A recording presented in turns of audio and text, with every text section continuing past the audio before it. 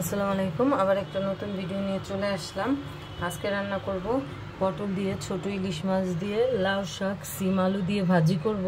আর এখানে আছে পাকিস্তানি মুরগি দিয়ে, আলু দিয়ে। আজকে আমি একটু পাকিস্তানি মুরগিটা অন্যভাবে রান্না করব। এর জন্য আগে মুরগিটা আর আলুটা কেটে ঝরা দিয়ে রাখছি। তারপরে এখানে নিয়ে নিচ্ছি টমেটো কিউব করে কেটে, পেঁয়াজ, কাঁচামরিচ আর বিলাতি ধনেপাতা। এই সবগুলো আমি একসাথে ব্লেন্ড করব। আজকে আমি সরিষার তেল দিয়ে এটা রান্না করব। আর এখানে পেঁয়াজ, শাক বাগারের রসুন, মরিচ ফালি আর ধনেপাতা কেটে নিছি। এখন প্রথমে আমি এটা আগে ব্লেন্ড করে নিয়ে আসি। এই যে আমার ওই টমেটো, পেঁয়াজ, কাঁচামরিচ, ধনেপাতা ব্লেন্ড করা হয়ে গেছে। এখন আমি মুরগিটার ভিতরে সব একসাথে দিয়ে দিব।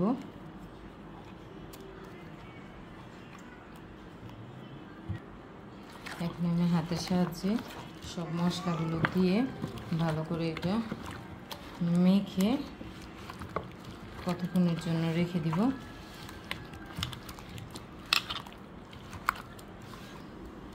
এই যে আমি এগুলো সব দিয়ে এইভাবে মেখে কতক্ষণ রেখে দিব।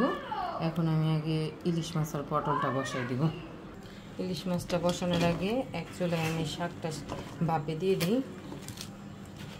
শাক সব একসাথে ঢেলে নিলাম। ধুয়ে ঝরা দিয়ে রাখা শাক, তারপরে দিয়ে দিলাম মরিচ ফালি, পেঁয়াজ কুচি, তারপরে দিব স্বাদ মতো লবণ। যে কড়াই গরম হয়ে গেছে, এখন কড়াইতে আমি তেল দিয়ে দিব। এখন দিয়ে দিব পেঁয়াজ কুচি। পেঁয়াজটা লাল করে ভেজে নিচ্ছি। এখন আদা রসুন বাটা দিলাম। এখন পানি অ্যাড করে দিচ্ছি। দিয়ে দিব স্বাদ মতো লবণ, হলুদ পাতি, ধনিয়া পাতি, মরিচ পাতি। এখন তরকারিটা মশলা একটু কমই দিতে হয়, তাহলে কালারটা ভালো থাকে, দেখতে সুন্দর লাগে। দিয়ে দিচ্ছি কাঁচামরিচ ফালি। মশলাটা কষানো হয়ে গেছে। ধুয়ে রাখা পটলটা দিয়ে দিব।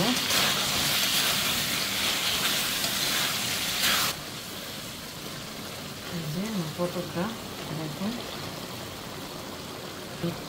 ইলিশ মাছটাও দিয়ে ইলিশ মাছটাও সাথে একটু কষায় নেব, পরে ঝোল দিব।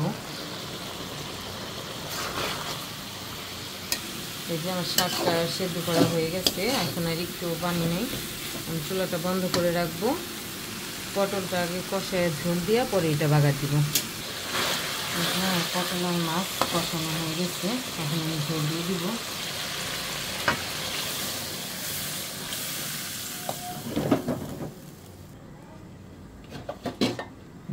ঝোল দেওয়া, এই যে দিয়ে দিলাম তেল। এখন আমি শাকটা বাগার দিব। আমি আজকে শাকটা সরষের তেল দিয়েই বাগার দিব। তেল গরম হয়ে গেছে। এখন দিলাম শুকনো মরিচ। আমি শুকনো মরিচটা একটু লাল লাল করে ভেজে নিচ্ছি। এখন রসুনটা দিয়ে দিব। এই যে রসুন ভাজা হয়ে গেছে।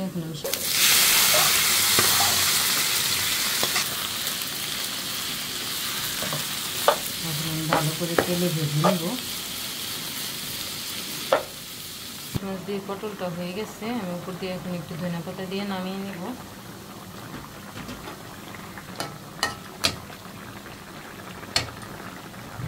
নামিয়ে নেব, চুলাটা বন্ধ করব।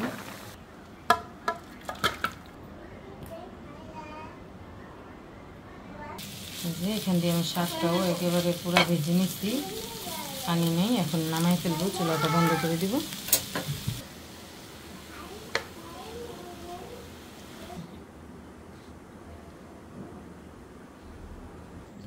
কড়াই গরম হয়ে গেছে। এখন এখানে দিয়ে দেবো সরিষার তেল।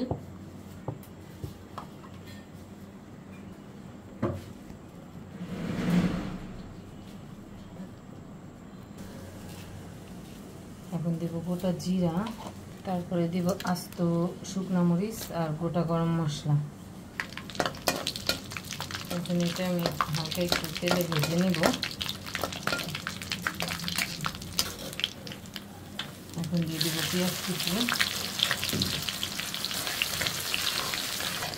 এই যে আমার পেঁয়াজটাও ভাজা হয়ে গেছে।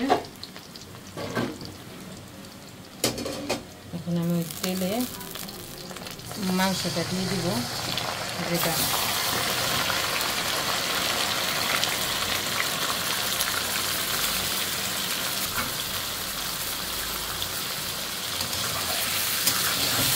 মাংসটা ভালো করে তেলে ভেজে নিব।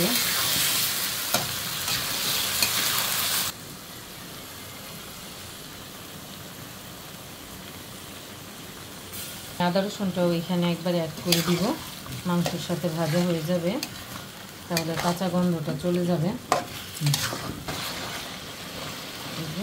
আর মাংসটা আমি ভেজে নিচ্ছি এখানে।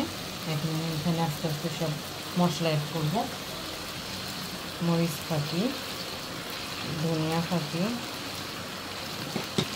হলুদ ফাঁকি, লবণ আমি লবণ দিই নি, এখন দিব লবণ। তারপরে দিব মাংসের মশলা।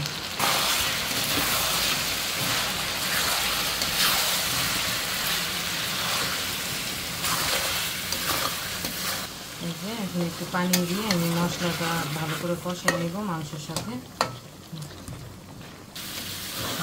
মাংসটা কষানো হয়ে গেছে, দেখুন।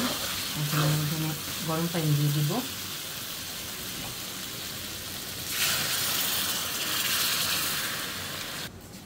এখন আমি উপর দিয়ে দিব ভাজা জিরার গুঁড়া। এই যে আমার মাংসটা হয়ে গেছে, এখন আমি মাংসটা নামাই নিব।